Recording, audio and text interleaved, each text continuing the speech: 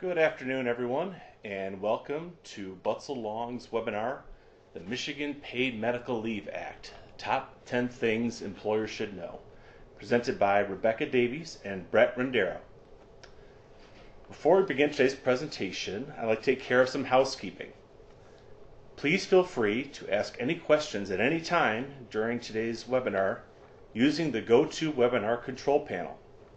The presenters will answer your questions at the end of the presentation.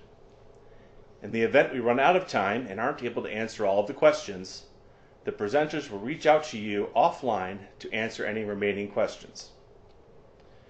Additionally, a copy of this presentation will be made available on this webinar's event page on butzel.com.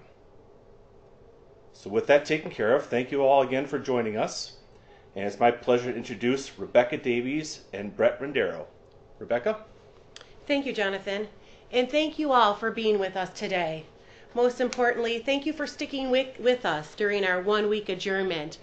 Given the unusual circumstances of last week, we appreciate your patience. In almost over 20 years of practice, I've never had to do such a thing, and God willing, I'll never have to do that again in the future.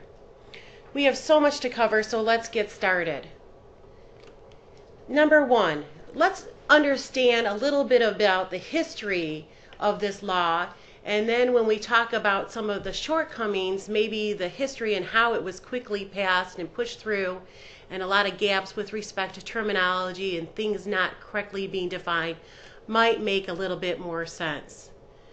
The issue of an increased minimum wage in paid sick leave was originally supposed to go before the voters in November 2018. In what some would call a preemptive strike, the legislature instead passed what was called the Earned Sick Leave Law on September 5, 2018. Why the sudden change in heart, you might ask? Well, some opined that it was because if the legislature did that they would only have to amend such an act by a simple majority, versus if they had to amend a voter referendum, that would take a supermajority of 75%. And to make things more interesting, this simple majority could be approved in a lame duck session when some of our representatives would not be concerned about the repercussions because, heck, they would no longer be in office in 2019. Obviously, what happened by our legislator is not something they taught us in Schoolhouse Rock regarding I'm just a bill. And amend they did. They amended it until it was finally approved by the governor on December 14, 2018, in an act which is now known as the Paid Medical Leave Act. It is important to recognize that the Earned Sick Time Act, which initially provided for 72 hours of time, never became effective and was amended and renamed the Michigan Paid Medical Leave Act. It is also important to recognize that the Paid Medical Leave Act is separate and apart from the minimum wage increase addressed in the Improved Workforce Opportunity Wage Act. That too went through many changes and was ultimately amended. So, it should be an easy question, or an easy answer, I guess. But the question of when does this act even take effect? There is a little bit of difference of opinion as to the answer to this. The law provides that it is effective 91 days after the final adjournment of the 2018 regular session. But there is a conflict of opinion depending on whether you're going to follow the Constitution or parliamentary procedure. If you follow the rules of parliamentary procedure, the last session was on December 28th, and 91 days would be March 29th.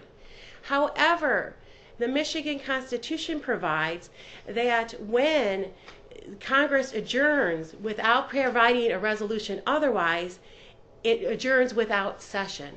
And when it adjourns without session, the final date will be December 31st.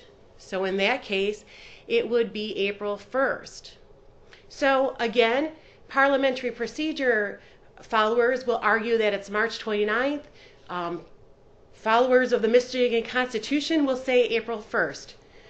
Personally, from this perspective, we would believe that the Constitution would override parliamentary procedures, but nonetheless, March 29th would be the most conservative approach, and in fact is the date in which the Michigan posters are providing, the ones published by LARA.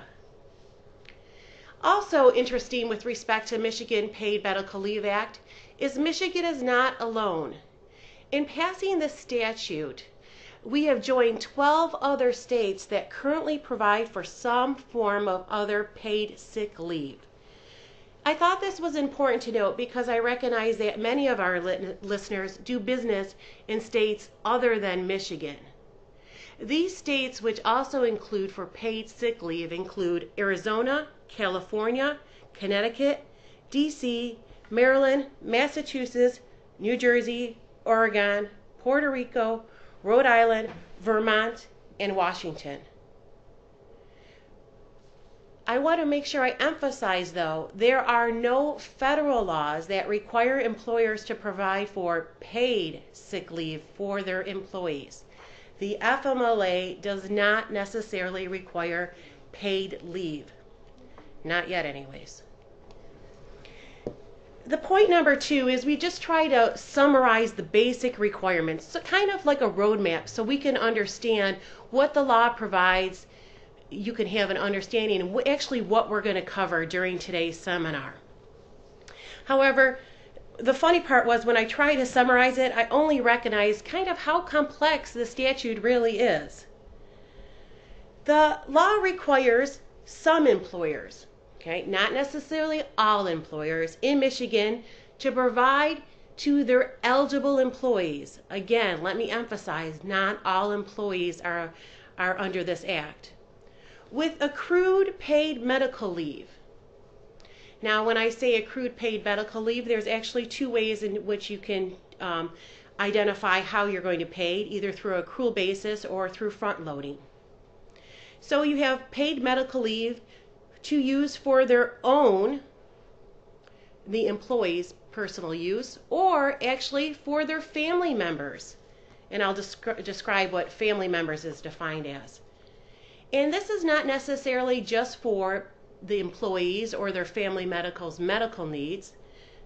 Despite the name, it goes beyond that, and it can also be used for purposes related to domestic violence and sexual assault. Now, the definition of family member as defined under the Act is very broad. We have, with respect to children, both biological, adopted, foster children, stepchild, guardians. We have our parents, foster parents, step-parents, adoptive parents, our spouses, or persons who stood in local parentis when the employee was a minor child. That means the person who raised the child, be it not necessarily the birth mother or father, but maybe possibly an aunt or a grandparent. Unlike the FMLA, though, the paid medical leave here in Michigan provides that family members also include grandparents and grandchildren. Point number 2 under this slide is the good news. I can't always have a negative. So let me go through the good news. The good news is that an employer's paid time off policy may satisfy the paid medical leave requirements. So this means that you're not required to have a separate bank for sick leave, or you're not required to revert back to your prior system when you had treated PTO and sick leave differently. Instead, your provision of either vacation, personal, or any paid time off may be used to satisfy your requirements under this Act. Also, as identified on this slide, there are posting and record retention requirements, which we'll identify. And then finally, when does this begin? Paid medical leave begins to accrue when the law becomes effective, be it March 29th or April 1st, or the commencement of the employee's employment, whichever is later. Now, if you're listening to this brief summary and thinking, oh, well, we got this covered because we're an employer that provides at least 40 hours of paid time off, be it through vacation or personal time or otherwise, I don't even have to listen for the next 50 minutes. I ask you to still stick with us because there are certain nuances with respect to when you have to provide it and how you have to provide it and record keeping and posting requirements that we want to make sure you follow. Number 3, the law does not apply to all employers. The original law had only a 1 employee threshold. However, under this law, the Paid Medical Leave Act, it only covers employers with at least 50 employees. Okay. This seems very similar to the Family Medical Leave Act, but it does not have the supporting regulations or interpretations that we have for the Family Medical Leave Act. So instead, we're stuck with just the statutory language. So let's review that language and see what it does not provide. The specific language of the Act is that an entity that employs 50 or more individuals. This does not state that all of the employees must be considered to be quote unquote eligible under the Act. It's only 50 or more individuals. This does not state that the individual be even full-time or an FTE. So we're not looking for some 50 full-time equivalent threshold. In fact, this Act does not even state that the individuals all must be employed in Michigan to be counted to the 50 employee threshold. I'm sure you recognize that the Family Medical Leave Act has a geographic threshold of 50 or more employees within a 75-mile radius. No such requirement exists here. So, for example, if your company does business in both Ohio and Michigan, and you have 10 employees in Michigan and 50 employees in Ohio, you would add both of those together to meet the 50 employee threshold. And those that would be residing or working in Michigan would be entitled to leave under this Act. Of course, if they're still considered to be otherwise eligible, which we'll get into. There's also an issue of when do you compute the 50 employee threshold? Unlike the look-back provisions of the FMLA, this Act is silent as when you count the number of employees. So to understand this best, we will have to look for subsequent regulations, or we will be looking at court decisions to see further guidance in this issue. Speaking of court decisions, does anyone want to be the test case here? I didn't think so. So what happens if you're an employer under the 50 employee threshold and you are going to ramp up your operations, let's say seasonal or for the summer? Under the Act, right now you would be eligible when you hit 50 or more individuals. So once you reach that threshold, you should comply with the Act. Also on this slide, under the second bullet point, it's important to recognize that employer does not include the United States government, another state, or a political subdivision of another state. This means that all of the cities, townships, counties, libraries, public universities, and public schools that are on this call, this law applies to you. The law also has a very broad definition of what is an employer, and it specifically identifies an employer to include person, firm, business, educational institution, nonprofit, corporation, and even limited liability companies, so long as the employer has at least 50 employees. This was the original ballot initiative, and as you can see, it's all-encompassing and is very broad. Now we get into what is an eligible employee. Employee is specifically defined to include individuals for whom the employer is required to withhold federal income tax. That seems easy on its face. This would be your W-2 workers, and it would not necessarily include your independent contractors. But what you'll see is that the exclusions almost overtake the rule. In fact, the Act has 12 specific exemptions. So any employee within any of these exemptions would not necessarily be eligible for Paid Medical Leave Act. Let's go through some of these exclusions of what is an eligible employee. Section 2E defines what an eligible employee is, and then what are the 12 exclusions of what an eligible employee is. For purposes of this presentation, I did not follow the statute chronologically, but instead based upon what I believed had the most relevance to our audience. So I will cite the section for the statutory language should you want to go back and look at that. The first is the Roman numeral 1, and that allows you to exclude employees who fall under the Fair Labor Standards Act white-collar exemptions. Now, yes, I recognize that this could create some sort of morale issue at your workplace, especially when you think about that the fact that the salary-based level may increase again come this year, as they've so threatened us many times over. But you have the ability to exclude these white-collar overtime exempt employees from coverage under this Act. The Roman numeral 7 allows you to exclude an employee who worked an average of fewer than 25 hours during the previous calendar year. So this allows for a part-time exemption to the statute. Prior to this seminar, and actually in our earlier session, some employees would ask about their accrual basis. The accrual basis provides that you accrue 1 hour for every 35 hours a week you work. So the hypothetical was posed, what if I have a part-time employee who only works 20 hours? Do I have to wait until week number 2 for that full accrual? And the answer is we stop right there.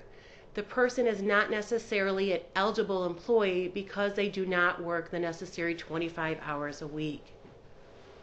Our next exclusion is that for our seasonal employees. Roman numeral 10 excludes employees who are employed for 25 weeks or fewer in a calendar year for a job scheduled for 25 weeks or fewer. So this is meant to address our seasonal employees. Moving on to our other exempt exclusions, we have an individual who is not employed by a public agency and is covered by a collective bargaining agreement that is in effect. Whew, that's a mouthful. Let's break that down. This exclusion means that somebody who is not employed by a public agency. So that means your private employment situation. The other part of this exclusion requires you to be under a collective bargaining agreement that is currently in effect. So it is in effect as of April 1st.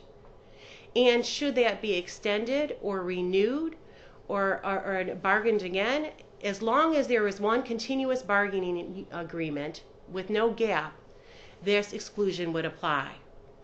Now, Brett will explain he would like to compare and contrast this provision with respect to a collective bargaining agreement in a private sector versus a public sector, and we'll do that later.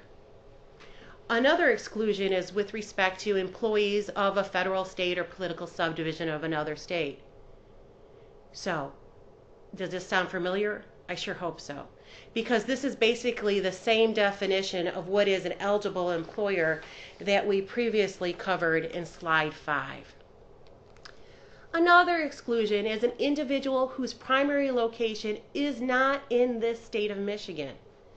Unfortunately, primary is an undefined term. As some of you may recognize, under the Fair Labor Standards Act, we look to possibly a percentage test, percentage of persons' duties, to see whether they're considered exempt.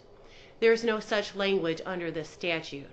Instead, we would revert to the definition of what is primary, and according to Merriam-Webster dictionary, it's defined as something that stands first in rank, importance, or value.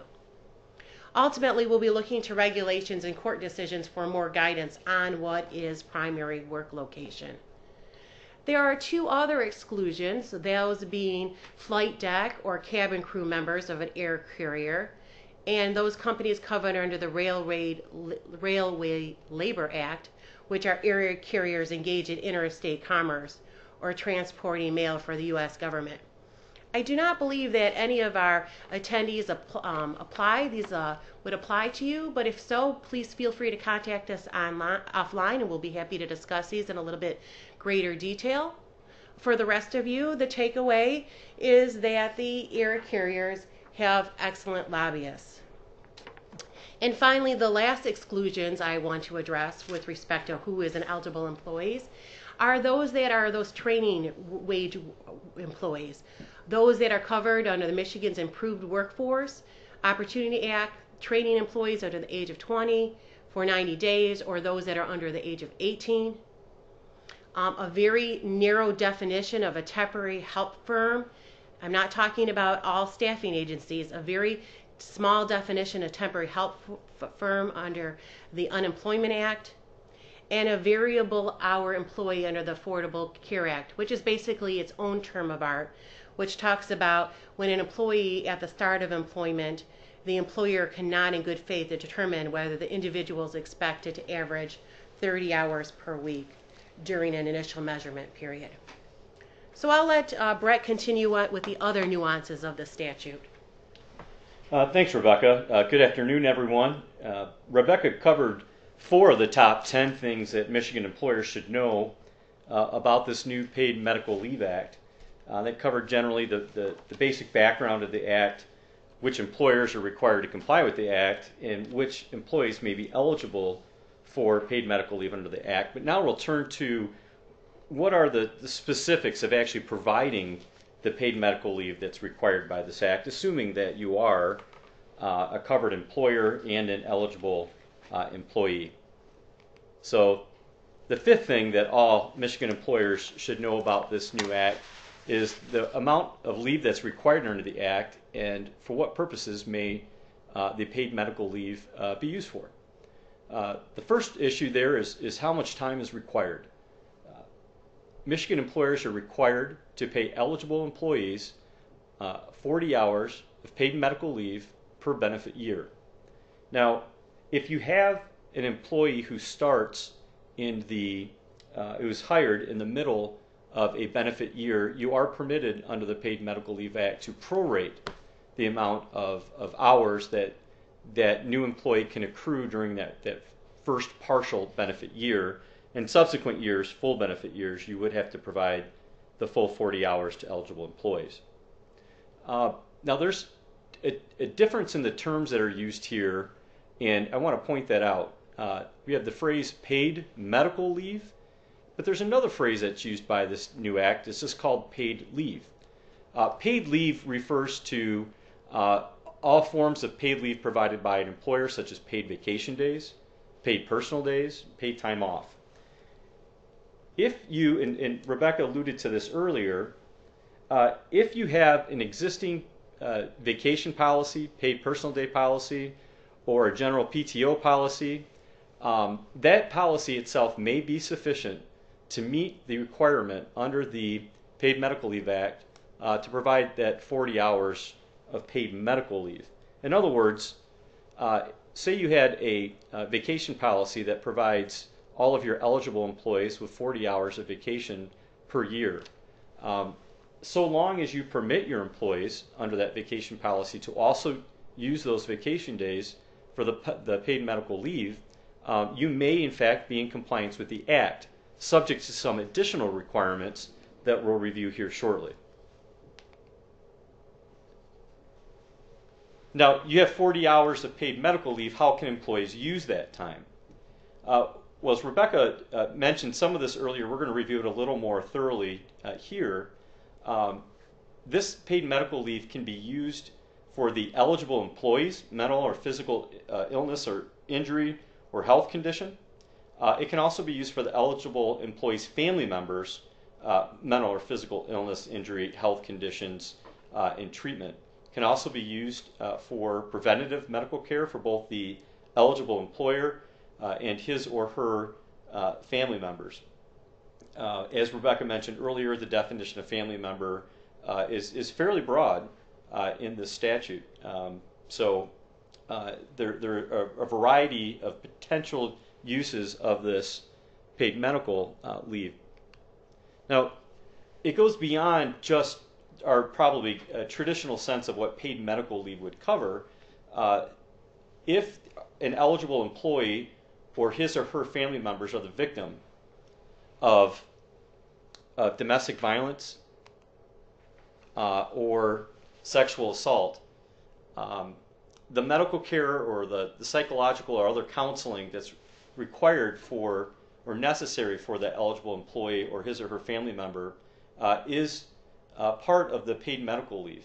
In other words, if the employee or his employee needs that time for himself or herself or for a family member, that is included in this paid medical leave. In addition, any time that is necessary for civil or criminal proceedings relating to domestic violence or sexual assault is also covered as part of the Paid Medical Leave Act. For another more narrow use of the paid medical leave is if there's an issue involving the closure of the employee's primary workspace by a public official for a public health emergency. That same issue or circumstance applies if the eligible employee needs to care for a child, maybe whose school or daycare center has been shut down due to a public health emergency, or if the eligible employer or one of his or her family members are essentially quarantined by a public health official to prevent the spread of communicable diseases. So all of these are the permissible uses of paid medical leave under this new act. So now we'll move on to the sixth thing that Michigan employers should know about the new Paid Medical Leave Act, and that is, how do I actually provide that? How do I calculate an eligible employee's entitlement to use paid medical leave at some particular point in time, and what are the consequences for me as the employer with respect to which method I pick? So there are two options for providing paid medical leave under this new law. The first option is, we refer to it as the accrual method, and under the statute it provides that employees accrue 1 hour of paid leave for every 35 hours worked for a maximum of 1 hour per calendar week and 40 hours in a benefit year. If you choose to use the accrual method, an employer is not required to allow an employee to carry over more than 40 hours of accrued leave per year, or allow employees to use more than 40 hours per year. The second option is the front-loading option. So as an alternative to accrual, and maybe this would be get the interest of employers who don't want the administrative headache of tracking the accrual of hours based on every 35 hours worked by each employee. As an alternative, you can just front-load the hours. So you can front-load 40 hours of paid medical leave to employees at the beginning of the benefit year. You can also front-load a prorated amount of hours when an employee is hired during the course of a benefit year.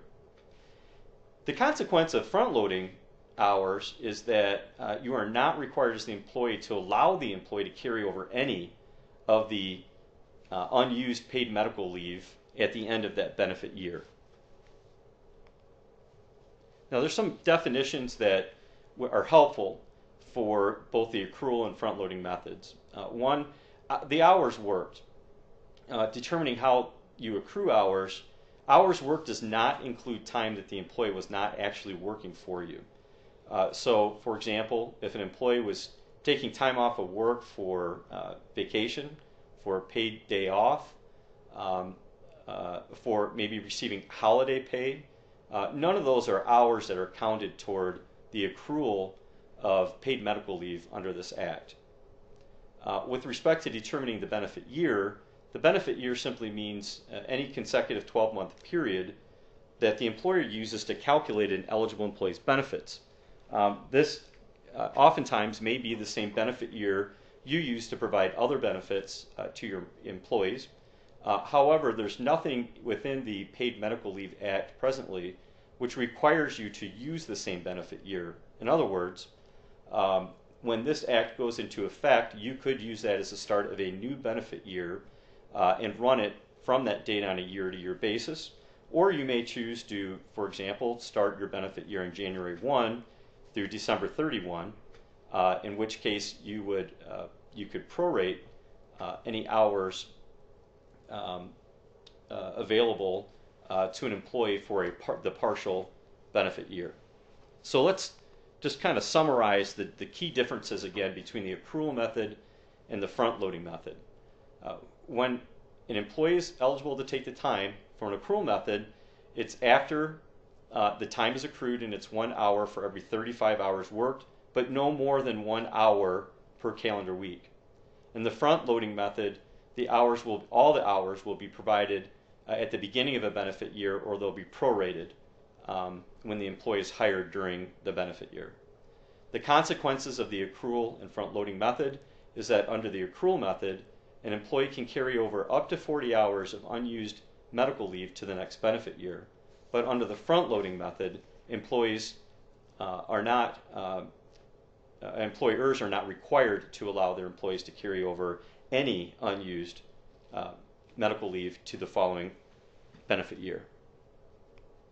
So now we'll look at the seventh thing that Michigan employers should know about the Paid Medical Leave Act, and that's, all right, so I have to provide this pay. How do I determine how much I have to pay? Well, under this statute, the rate of pay is equal to the greater or equal to the normal hourly wage or the base wage for that eligible employee. But in no event can it be less than the minimum wage. So when you calculate the pay rate for the paid medical leave, you do not have to include things such as overtime pay, holiday pay, commissions, gratuities, piece rate pay, supplemental pay. None of that has to be included. It's just either the hourly rate or the base wage, but again, it has to be at least the minimum wage. So what about time increments? How frequently can folks take time under the Paid Medical Leave Act? Under this act, paid leave must be used in 1 hour increments unless the employer has a written policy providing for a different increment. Now keep in mind as a practical matter that the increment is almost never likely to be more than 1 hour, even if you had a written policy, because oftentimes the Paid Medical Leave Act will be used in conjunction with an employee's use of time away from work under the Family Medical Leave Act. And of course, under the Family Medical Leave Act, employers are not permitted to use an increment in greater of 1 hour, but you can use an increment less than 1 hour. So the notice requirements. How much notice does an employee have to provide to you as the employer that he or she is going to be absent from work? Under the Paid Medical Leave Act, the employee must comply with your usual and customary notice, procedural, and documentation requirements. But this law requires that employees have at least 3 days to provide you with that documentation. If an employee fails to comply with the employer's notice and procedural and documentation requirements, this act does not prevent you as the employer from disciplining or discharging an eligible employee for the failure to comply. So now we're on to our eighth topic, the eighth thing that Michigan employers need to know about the Paid Medical Leave Act.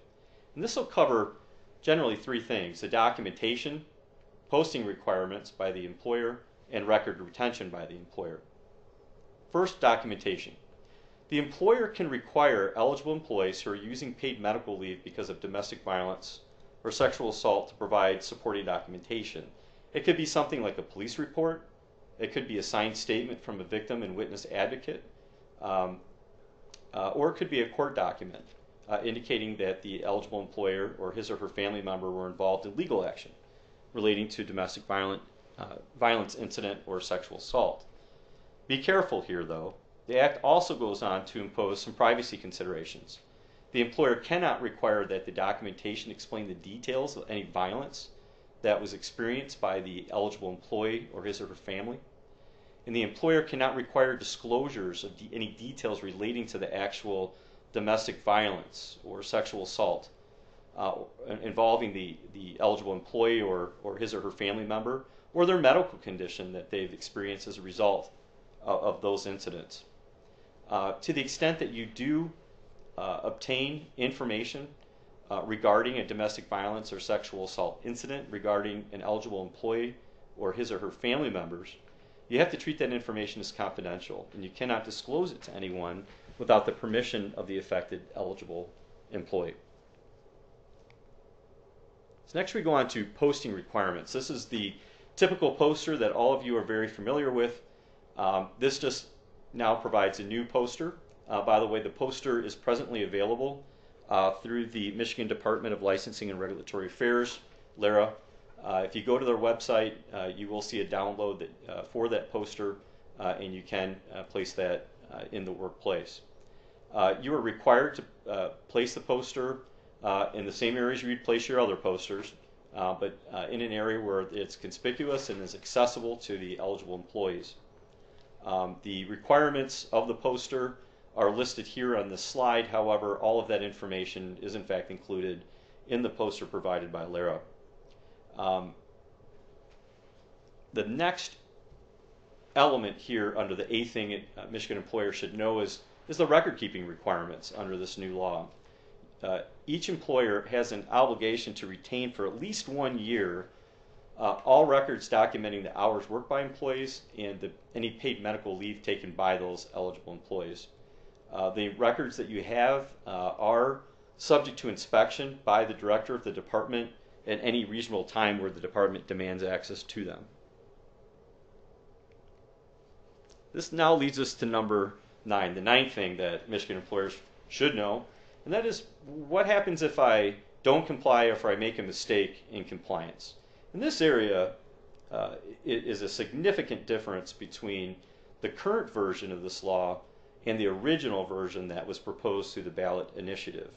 In the original ballot initiative, it created a private cause of action where employees could sue their employer for violating the act, entitled to employees to require any wages which were not properly paid. It provided for liquidated damages, and it applied for recovery of attorney's fees.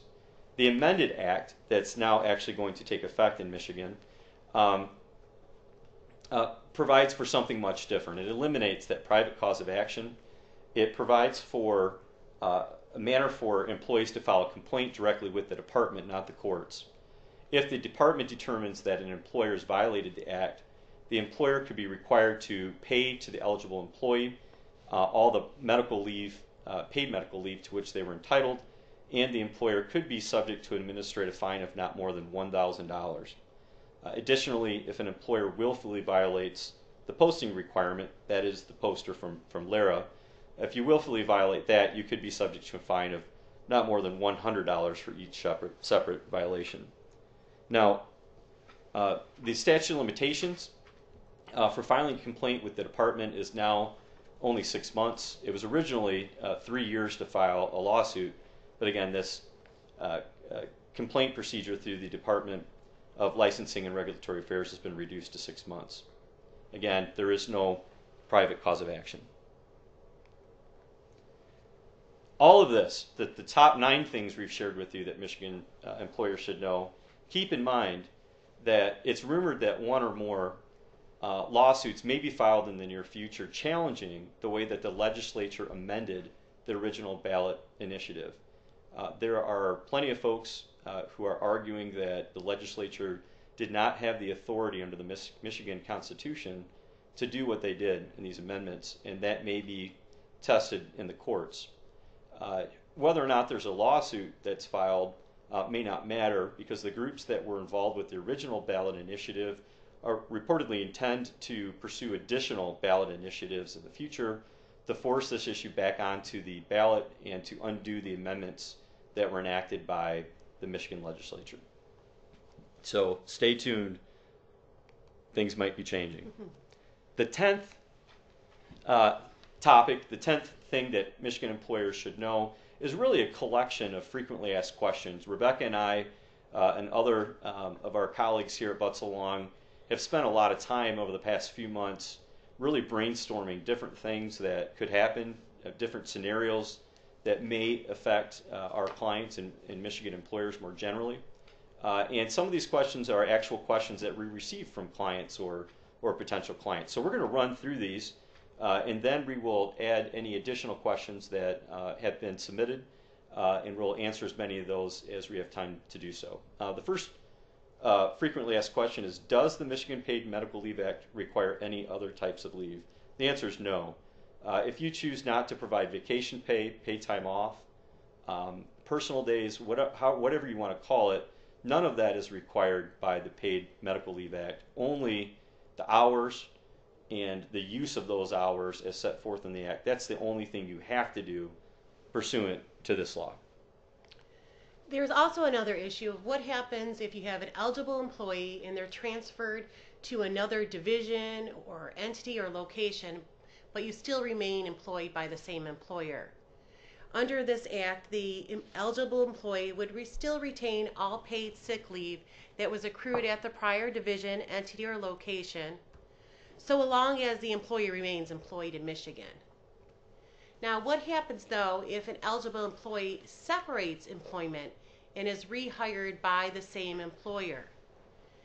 That end of employment ends any right to that time, and the employer is not required to allow the eligible employee to retain any unused paid medical leave that the employee previously accumulated.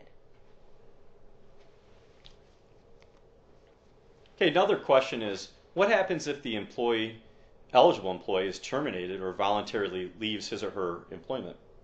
The Act does not require you as the employer to provide any payout for any time that may have been accrued but was not used at the time that the employee left. So regardless of the reason why the employee left, it was a resignation, retirement, termination, it doesn't matter. This Act does not require you to pay to the employee any of the unused but accrued paid medical leave. Can an employer provide more paid medical leave than required by the Act? Most definitely. Does this Act override my current collective bargaining agreement? No. This law is not meant to preempt or override any terms that are currently in place, effective as of the date of this Act of April 1st. And so if you have that contract in place and it's either renewed, extended, or a new contract is issued, so long there is not a break in your collective bargaining agreement, this statute would not preempt your terms of your collective bargaining agreement. But that's with respect to private employers. I want to have Brett compare and contrast with respect to public employers. Sure, thanks, Rebecca. For both public and private employers, when this Act goes into effect, if you have employees that are covered by a current collective bargaining agreement that is in its initial term, then none of those employees will be immediately eligible for paid medical leave under this Act. And again, that covers both private and public sector employees. When that collective bargaining agreement expires, however, then the answer changes. For private sector employees, so long as the employees are subject to a collective bargaining agreement that is currently in effect, whether it's an extension, an automatic extension like an evergreen clause, or it's a brand new collective bargaining agreement, so long as that collective bargaining agreement's in place, those private sector employees will not be eligible for paid medical leave under this Act. The answer is different for public sector employees. For public sector employees, once the initial term of their collective bargaining agreement expires, following the effective date of this Act, then any new collective bargaining agreements or extensions no longer exempt them from being eligible employees. So in other words, once their initial term of their collective bargaining agreement expires after this Act goes into effect, then they will eventually become eligible employees and will be entitled to receive paid medical leave. Again, that's for public sector employees.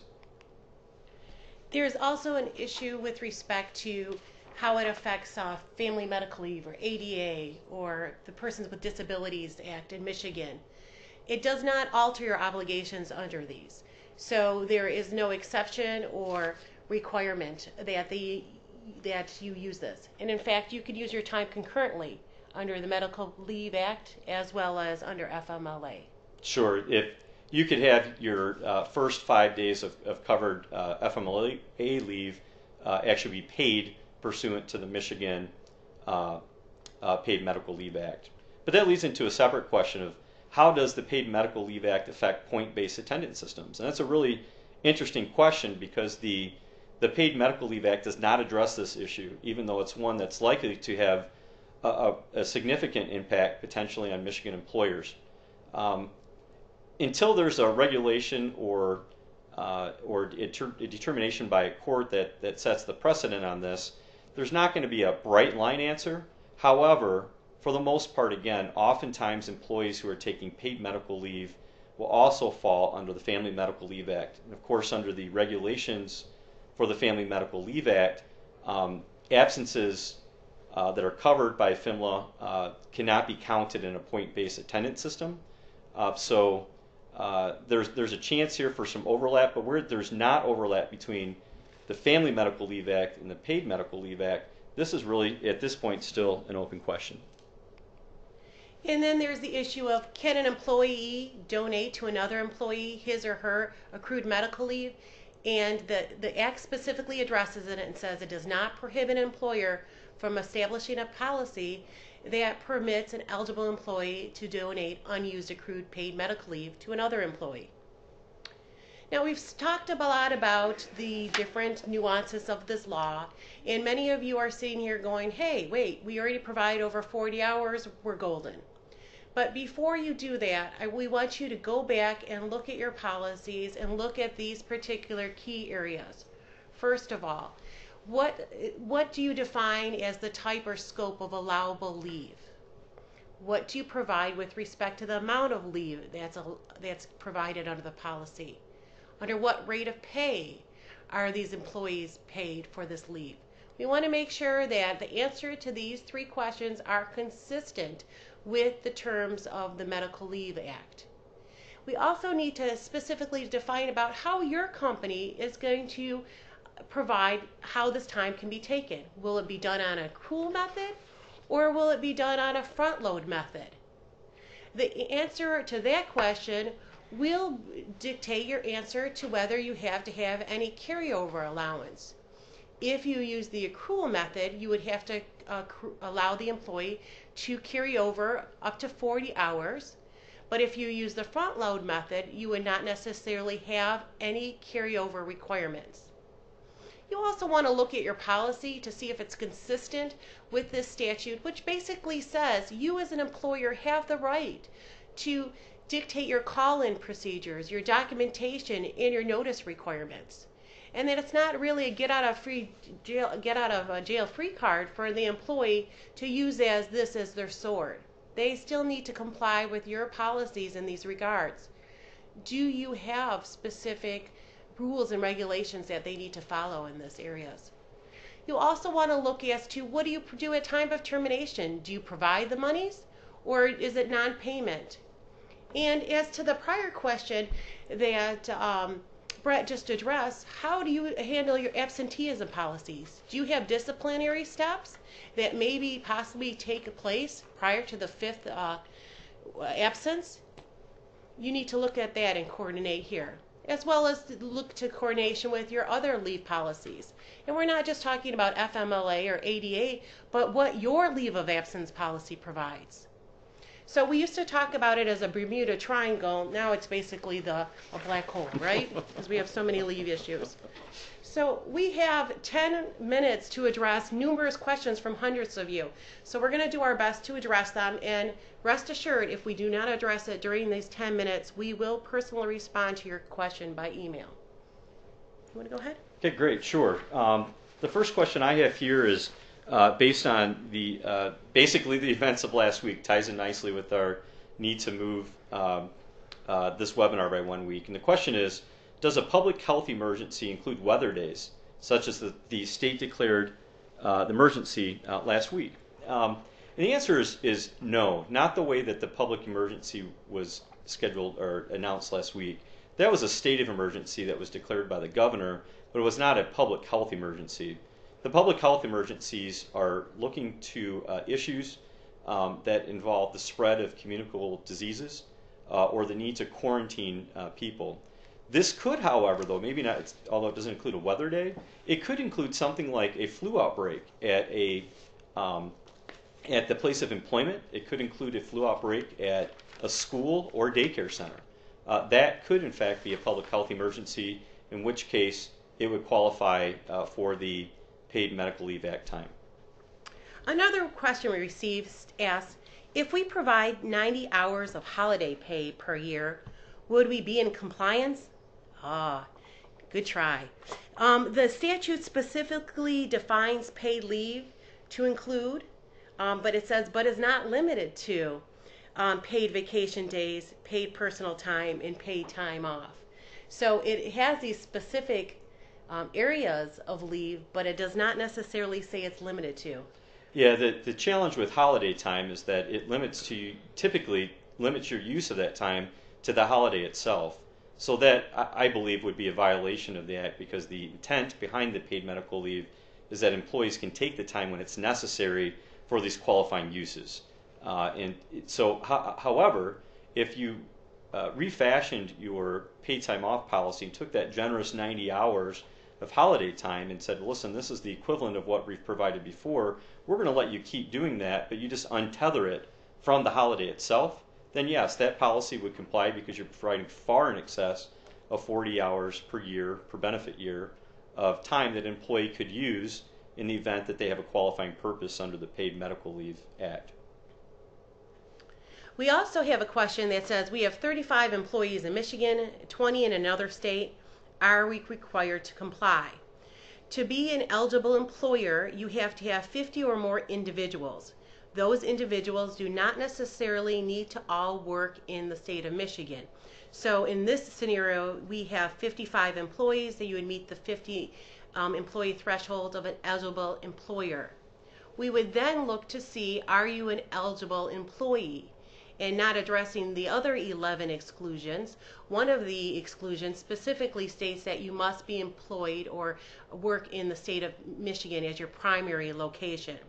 So basically only the 35 employees that their primary site of work is Michigan would be provided under this act. Another question we received was, are there any requirements or stipulations as to whether the paid medical leave may run concurrently or consecutively with the FMLA and or any employer-sponsored short-term disability policy? That's a great question. The Paid Medical Leave Act itself does not address this issue expressly. However, once you start to break down the Act and look at how it works in operation, it does sort of address the issue. And one is, certainly, employees can take Paid Medical Leave Act concurrently with the FMLA. It doesn't create a consecutive situation, and there's nothing within the FMLA which would prevent the use of the time to run concurrently. So in most cases, or in many cases, the use of FMLA time, it would mean that maybe the first 5 days, or at least the first 40 hours of that FMLA leave would be paid leave, assuming that the employee is eligible and has in fact accrued that time under the Act. With respect to employer-sponsored short-term disability policies, again, that's a great question, but most short-term disability policies don't kick in on day one, and they don't allow use necessarily incrementally. This Act does. In many cases where an employee is entitled to use accrued paid medical leave, they don't have to wait 3 or 5 or 7 days, whatever your policy provides, and then retroactively pay the employee. Plus, the employee is entitled to 100% of their base wage or normal hourly pay. It's not some reduced amount that may exist under your short-term disability policy. So oftentimes the short-term disability policy is almost going to be delayed because of the use of, or potentially delayed because of the use of paid medical leave under this act. Another question was, our part-time employees get 35 hours of paid leave each year. Will we need to change this to 40 given the act? Well, it all depends on how you define your part-time employees. If your part-time employees are those that are working less than 25 hours, they are not eligible employees under this act, and therefore your current policy is more generous than what is required here. However, if your part-time employees work more than 25 hours, and as you may recall, we look back to see the part-time status as with respect to worked fewer than 25 hours per week during the immediately preceding calendar year. If that would be the case, if they worked more than 25 hours, then you would have to then increase that to 40 hours to stay in compliance with this act. Okay, the next question is, with regards to the record-keeping requirements, do we need to track paid medical leave act time separately from PTO time? Again, that's another great question. The answer is no, but it sort of depends on your policy and how you allow employees to use the time. If you just have a general PTO policy and you don't discern between for what reason the employees are using that time, there's no reason that you would have to track this time separately. However, if you have a vacation policy, and the vacation policy requires that the employee provide you with 1 month notice before they can take the vacation, and they can only use it if it's approved, that vacation policy is not likely to actually satisfy all the requirements of the Paid Medical Leave Act. So let me give maybe an example here to illustrate the issue. You could have a PTO policy that allows employees to use that time for a personal day off, for vacation pay, for medical reason, any of the reasons permitted under the Paid Medical Leave Act, just whatever the reason is.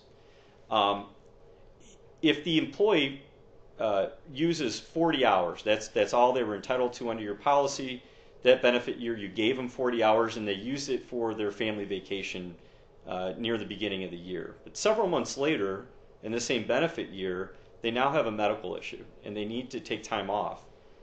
They've already used the 40 hours required under this act for their vacation. You do not need to supply them with an additional 40 hours because they now have a paid medical leave act issue. So again, the short answer is it sort of depends on your policy, but there certainly is, especially under PTO policies that provide for general use of that time, that once the employee exhausts that time, even if it wasn't for a medical reason, and then later needs time for a medical reason, that you're not required by this law in its current state to pay the employees for that leave. And we have time for only one more question, and that is, please confirm that white-collar management are not eligible for this program, only non-exempt hourly. Well, I will confirm that the white-collar exemptions are excluded under the statute. Specifically, the statute provides that those that are otherwise exempt under Section 13A1 of the Fair Labor Standards Act, and the Fair Labor Standards Act include the exempt categories of executive, administrative, professional, and outside salesperson. But I will not necessarily say that all non-exempt employees are included under the statute because we have 11 different exclusions that we have to address to see if they apply. Okay, well thank you very much, Rebecca and Brett, and thank you everyone who attended today's webinar. There were still quite a few questions left we didn't have time to get to, so our presenters will do their best to reach out to you offline to respond to your questions.